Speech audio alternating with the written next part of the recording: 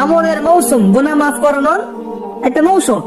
সেই ব্যক্তির জন্য ধ্বংস যে ব্যক্তি রমজান মাসকে পেয়েছে কিন্তু তার গুনাহ মাফ করাতে পারলো না।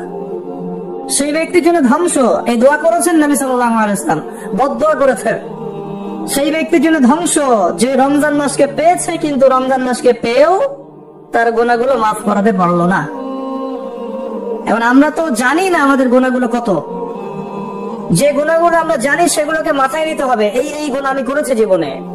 সেই গুনাহগুলোকে আল্লাহর কাছে নাম ধরে ধরে বলে ক্ষমা চাইতে হবে। আল্লাহ, আমি অমুক দিন মাদক সেবন করেছিলাম, আল্লাহ আমাকে মাফ করে দাও।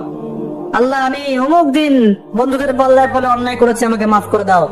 আল্লাহ, আমি অমুক দিন সুদ খেয়েছি, আমাকে মাফ করে দাও। যেগুলো মনে পড়ে সেগুলো আল্লাহকে বলতে হবে, বলে বলে মাফ নিতে হবে।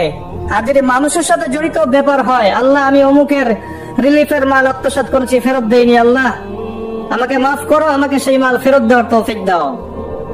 আল্লাহ, আমি অমুকের জমি আত্মসাৎ করেছিলাম, আল্লাহ আমাকে ওই জমি ফেরত দেওয়ার তৌফিক দাও। আল্লাহ, আমি অমুককে গালি দিয়েছি, অমুককে গীবত করেছি, অমুককে জুলুম করেছি, আল্লাহ যার যার হক তাকে তাকে ফিরাই দেওয়ার তৌফিক আমাকে দাও। পবিত্র অবস্থায় আমাকে পরকালে উঠাও, এরকম করে দোয়া করতে হবে। মানুষের সাথে জড়িত হক আল্লাহর কাছে মাফ হবে না। কাবা ঘরে গেলাফ জোরে কানলেও মানুষের সাথে জড়িত হক ক্ষমা হয় না, এটা মানুষের কাছেই ক্ষমা নিতে হয়।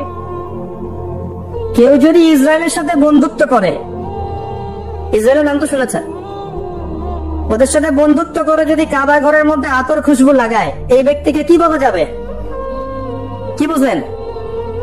কেউ যদি ওর সাথে বন্ধুত্ব করে চলে, সামরিক অ্যালায়েন্স, মিলিটারি অ্যালায়েন্স, বন্ধু, আমার বান্ধবী, আমি বন্ধু বলি না, মানে বান্ধবী, ও আমার বান্ধবী, এদিকে আমি আতর খুশবু লাগাচ্ছি হারাম শরীফে, একে কি বলা যাবে?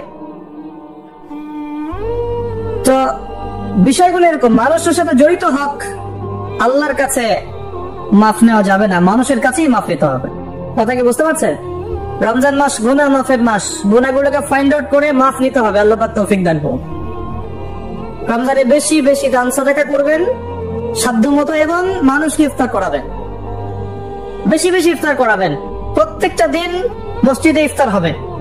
আমরা এলাকার মানুষ মসজিদে ইফতার দিব, যারা মিসকিন আছে, দরিদ্র আছে, সবাই মসজিদে আসবে, আমরাও বসবো, সবাই মিলে বসে একসাথে, ধনী গরিব সবাই মিলে একসাথে ইফতার। এরকম সাম্য অন্য ধর্ম দেখাতে পারবে? এটা দেখবেন বারাকা হবে। একই বড় প্লেটে খাবেন, দেখবেন বারাকা হবে ইনশাআল্লাহ। 5 ওয়াক্ত নামাজ রমাদান মাসে জামাতে পড়বেন, যুবকরা পারা যাবে ইনশাআল্লাহ। আল্লাহ পাক তৌফিক দান করুক তোমাদেরকে। 5 ওয়াক্ত নামাজ জামাতে, এবং এবার যে নামাজ ধরবা আর জীবনে কোনোদিন ছাড়বা না ইনশাআল্লাহ। মৃত্যু হয়ে গেল, মৌতের আগেও 2 রাকাত নামাজ পড়ে মরবা, পারা যাবে? 5 ওয়াক্ত নামাজ ছাড়বা না ইনশাআল্লাহ, জামাতের সাথে। যদি জামাত না পাও, ছুটে যায়, নামাজ কি ছেড়ে দিবা? একা পড়বা। যদি একা পড়তে ভুলে গিয়েছো, ঘুমিয়ে গিয়েছো, বা মনে ছিল না, যখনই ঘুম ভাঙবে তখনই নামাজ, যখনই মনে পড়বে তখনই নামাজ। একদিনের নামাজ পরের দিনের জন্য রেখে দিবা না, যে পরের দিন গিয়ে কাজা করবো, এটা করবো না। যখনই মনে করবে তখনই নামাজ। প্রয়োজনে বাসার স্ত্রী সন্তানদেরকে নিয়ে শেষ রাত্রে আবারও নামাজে দাঁড়াবেন, নফল নামাজ পড়বেন।